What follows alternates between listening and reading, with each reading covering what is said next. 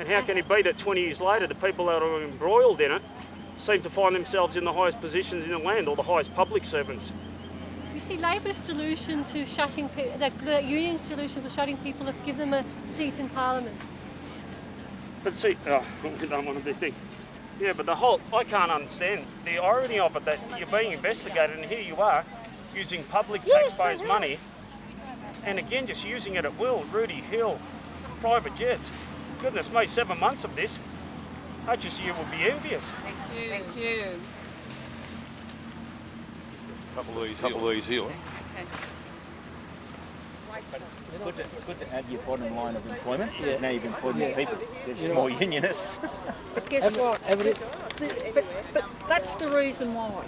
Yeah. Houses are back.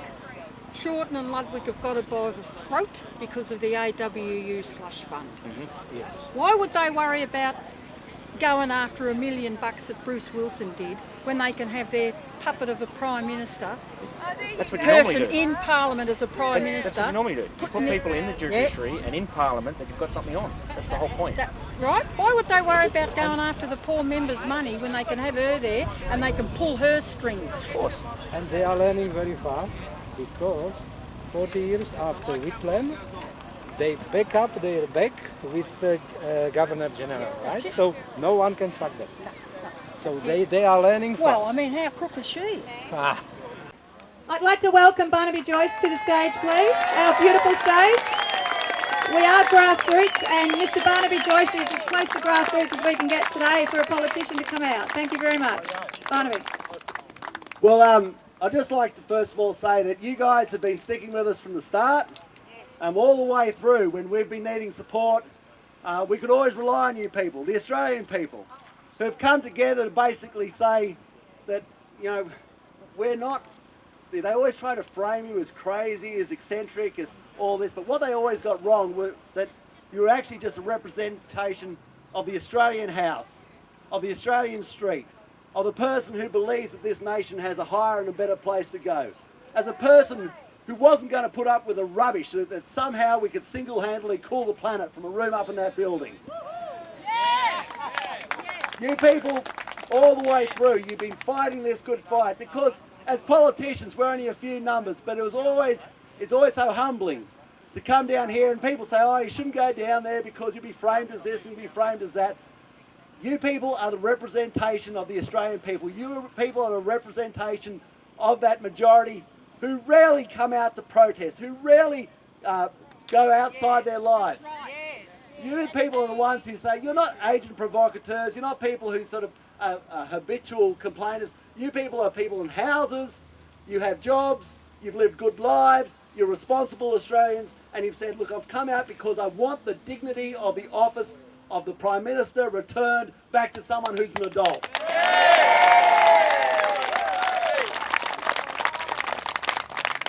And I'm sick of the fact that my nation keeps borrowing more and more and more money and getting us deeper and deeper and deeper into debt. Because I know this is a problem. I know that someday I'll have to pay this money back.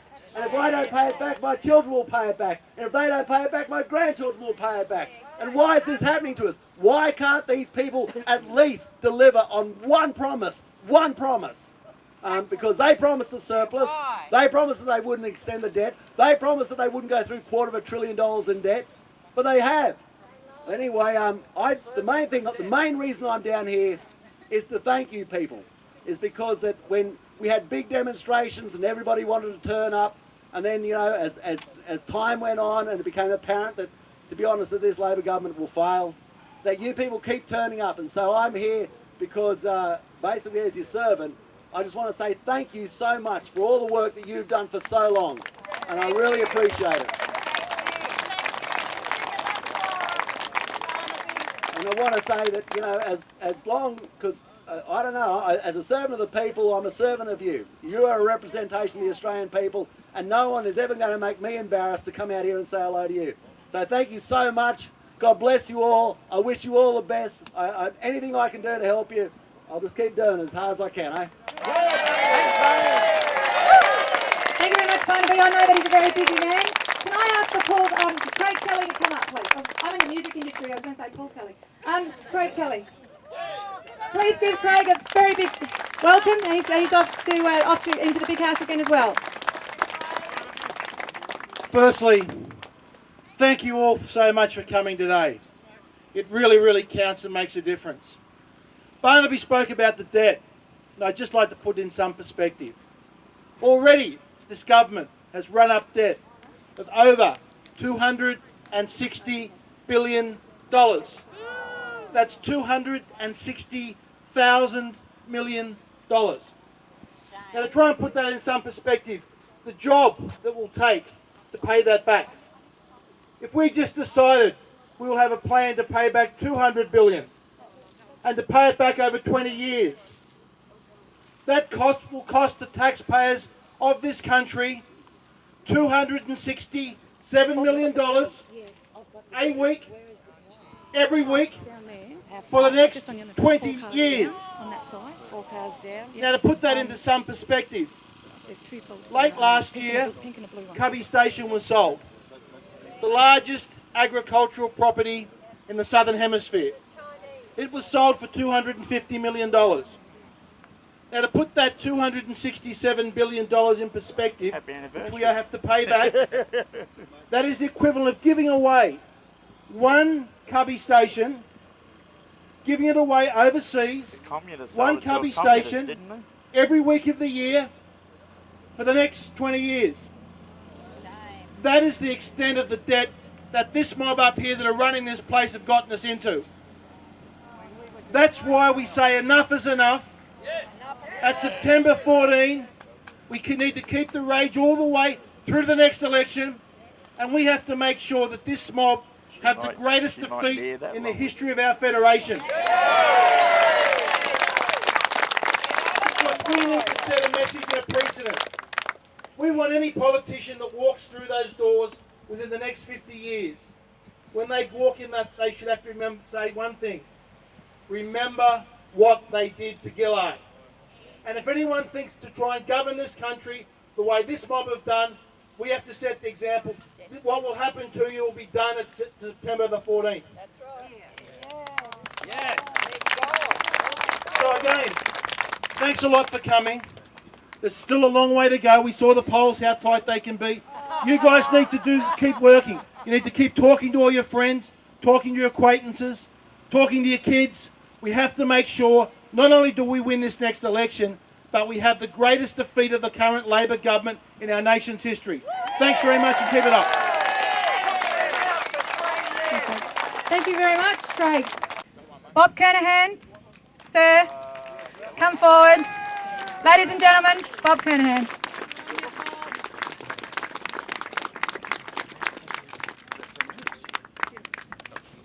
Well, it took me a long time to get here, but I'm here. Look, can I just start by giving you a very brief outline of my background, so you know my qualifications. Well, when I speak about some home truths later on, you'll know that I've lived through it. I first joined the Australian Workers' Union way back in 1972. From 72 until all the corruption was uncovered in 1993, I held various positions, national executive, president, vice president, so many different positions. So I know what happens at the top end of authority in unions. In 1992, between 1992 and 1995, a fellow called Bruce Wilson was brought in by the National Executive to run the Victorian branch of the Australian Workers' Union. At that time, Wilson, well, he was in a relationship with a lady called Julia Gillard, who was a young up-and-coming lawyer at the time. She worked for Slater and Gordon. She was retained by the Australian Workers' Union, that is the union and all of its members. But on the side, she was also doing freebies for the boyfriend. You know, you talk about conflict of interest. Well, you know, I've always asked myself, and I've asked others, where was the fees negotiated, between the sheets or... But I've never got an answer to that. But look, on a more serious note, there has been some dreadful things that have happened in the Australian Workers' Union during that period, 1992 to 1995. Gillard and Wilson, as I've said, were in a relationship together.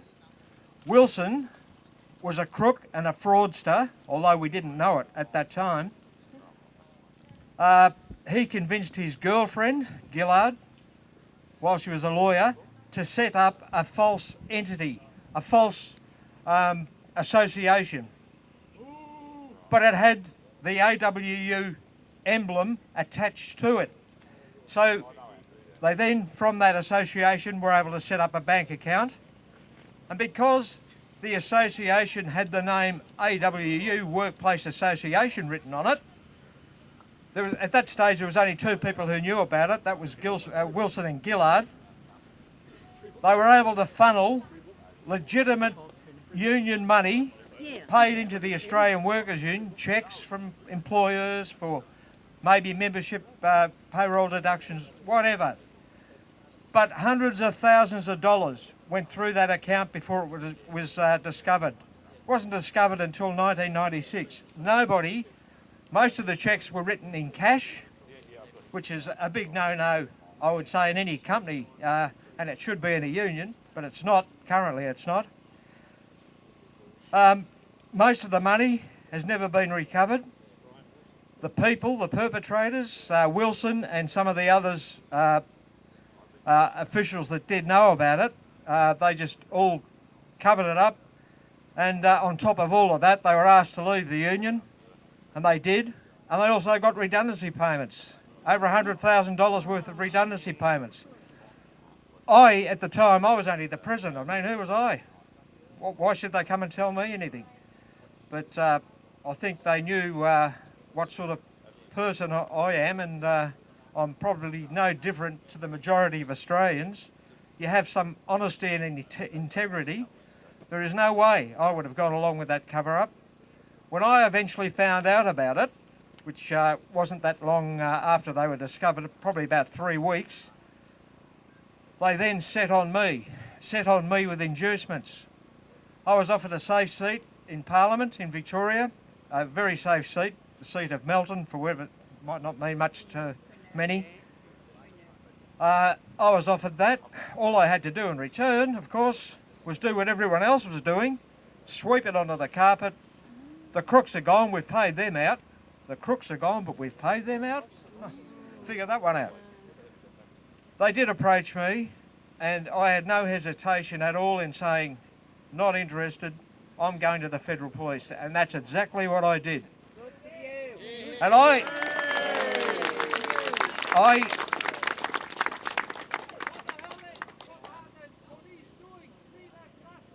the police, believe me, are investigating, but we all don't need to know exactly what they're investigating, because you don't foreshadow your punches to your enemy. But I can take it from me, they are working diligently. Anyway, just going back to what I was talking about, I rejected it was a fairly significant inducement, a seat in Parliament. I mean, some people kill each other for that. Stab each other. And, yeah. And I, from that particular point on, I was persona non grata. You know, don't go near him. I was bullied. I was bashed. I was chucked out of my office. My file, the office was trashed. And of course, I'm talking, 17, 18 years ago now. But there's one bloke I went to who I thought I might be able to at least get some support to come down to the police station with me. So I went to Bill Shorten, and Bill Shorten, you'll be laughing at me shortly, well I hope you don't. Bill Shorten was a young fellow looking for a career in politics. Now most people go through business organisations, or a lot of them do, big lawyer firms to get into or pre-selection for the Liberal Party. In the trade union movement, your best springboard is to prove yourself in a trade union, and keep your networks going, and eventually, ultimately, if you're good enough, you'll get pre-selection. And sometimes even if you're not good enough, you'll get it anyway. Like the duds in here. So I went to Bill Shorten and I said, Bill, after all I'd done for this bloke, I hired him into the AWU. That's where I think you might laugh at me. I hired the little bugger, and him and I became pretty good friends. He was my campaign manager. That was his first job in the union when I was running a campaign against Bruce Wilson. At that stage I knew nothing about his girlfriend. But that does tell you this much, and this is not an allegation against Shorten, this is a fact. And whatever I say here today, I should say to you, I am effectively challenging those sitting in the house behind me. You either sue me, and let's hear it in court. I will welcome that.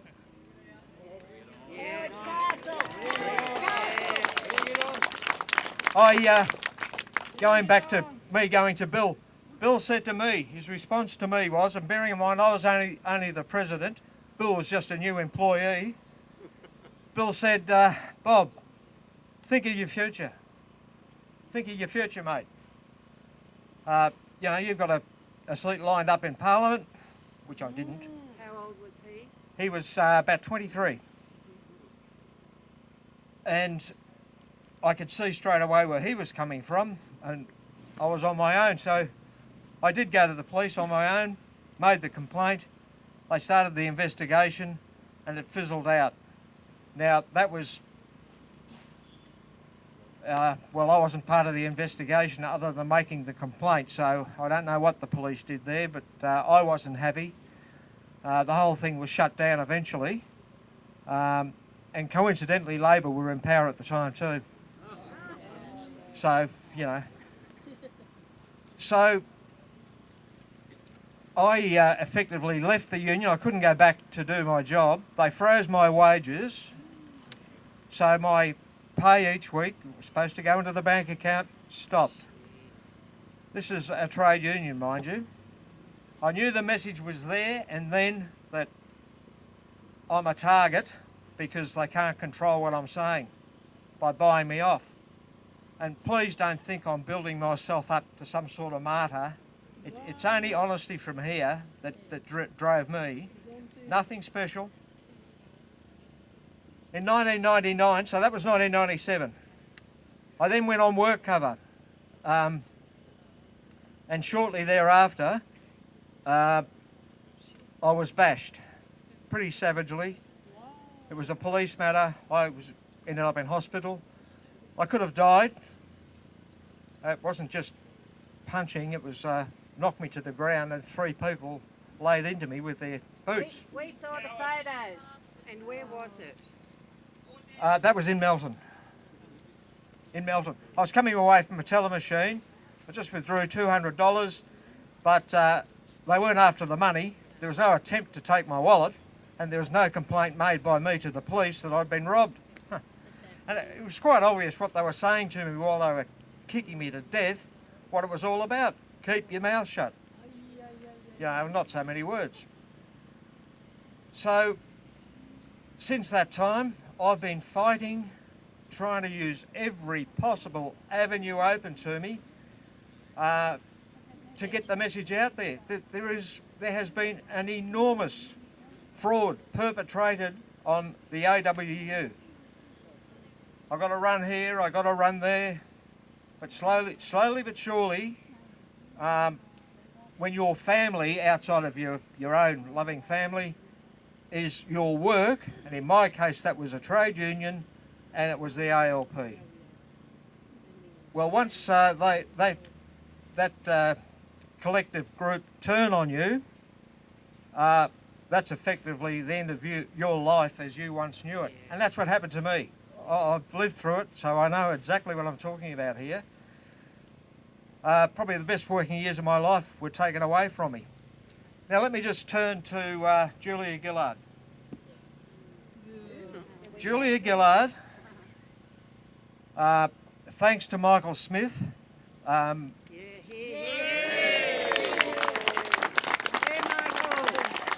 proud to call Michael my best friend. He's helped me in some terrible situations I was in. I'm talking about, you know, feeling very low and depressed. Michael's been fantastic, but it was his forensic skills. As an ex-copper, he'd retained these skills. It was Michael in the 2UE studios, before they finally put the boom down on the interview I went up there to do with Michael, that Michael matched a signature of Gillard's on a letter that was to do with something else to the signature that we saw on this application to set up this false bank account, Julia Gillard. We had it tested by, I can't think of the guy's name, but he's reputedly one of the best forensic handwriting experts in Australia. So I hopped in a taxi with these two documents. I was sent over to Manly. Yes, 99.999% sure, written by the same hand. So the evidence was building against Gillard, yet Gillard was forcing more and more pressure onto Fairfax, who owned 2UE at the time, still do. And eventually they pulled the interview. Left Michael sitting like a shag on a rock, me as well. There's a lot more to that story I'll tell you about, but I know we're limited for time, and I really want to continue to talk about Gillard. But that's where Michael and I, the point I was making, that's where Michael and I became welded at the hip, I guess. And anyway, Gillard, she moved on in life. She got the sack from Slater and Gordon. She didn't resign. She got the sack because they found out, and bearing in mind a legal firm, they've got to be squeaky clean themselves when they're acting on behalf of a client. In this case, they had Gillard acting on behalf of the Australian Workers Union, the principal client and the only paying client, and she was also representing her boyfriend, who was the secretary of the AWU. She was eventually found out. I had a stack of documents which I locked away in a bank vault. That's how serious I took it, because I knew that I had the only set of documents that could link her, bearing in mind she wasn't in Parliament then, that could link her to the theft, the fraud. It wasn't until she became Prime Minister that people started to, or interest started to rekindle in this issue. So me, once again, took full advantage of that. Again, I got a run here and a run there until Michael Smith rang me up out of the blue, and I did that interview with him. And from that point on, Michael, all of the documents I had, Michael's had, he's gone through them with his forensic style, and he's picked up a number of anomalies that prove beyond doubt. The police are still investigating, they've got to convince themselves, but I can stand here and say it's proved beyond doubt that that person that lives in the lodge, I'm not talking about the dog, I'm not talking about the handbag, I'm talking about Gillard. She is a thief. She is a crook. She is a liar, not just on carbon tax. And I'll say this to Gillard, if she has a problem with me saying that, and they're not allegations, they're statements of fact, and I'm not up here to make a big man of myself, I'm up here to tell the truth. If she's got a problem, she has the same rights as all of us here, all of us around this country. We all have the same rights. Yes. If you feel aggrieved, if you feel hurt, if you might even feel a little bit damaged, or you might even feel you've been defamed. Well, lady, take me to court.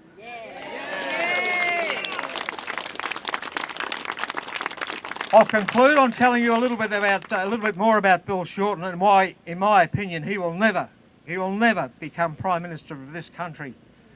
Bill Shorten has known about this corruption. Bearing in mind, I told you earlier, he was one of my best friends, albeit big age gap, but he's my protege. I guess that's probably a better way to put it. I looked after the young bloke. Yes, I did, indeed. I nurtured him. Bill knew exactly what had happened. He knew exactly about the money being stolen, the false bank accounts, real estate being bought and sold with union members' money, money never coming back to the union. He knew all that. So Bill Shorten, if you can hear me, Bill, you're guilty. Come on down and meet the people, Bill.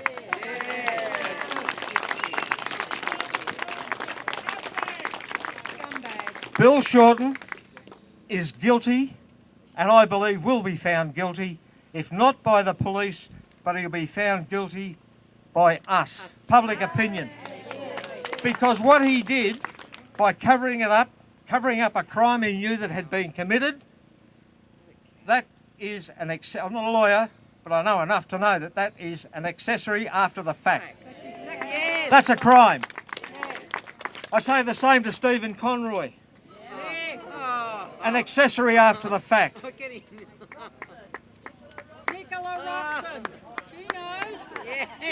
I didn't forget Nicola. Oh. She moved to the back bench, but we don't forget quickly, do we? No. Nicola Roxon is the other one. Guilty.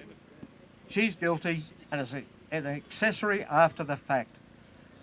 And I say that today publicly, and I just hope I get hit with a writ, because that will allow me then to go to court accused of defamation or whatever, but I'll have my day in court. It won't be hers, it'll be mine. Thanks very much for your time, everyone.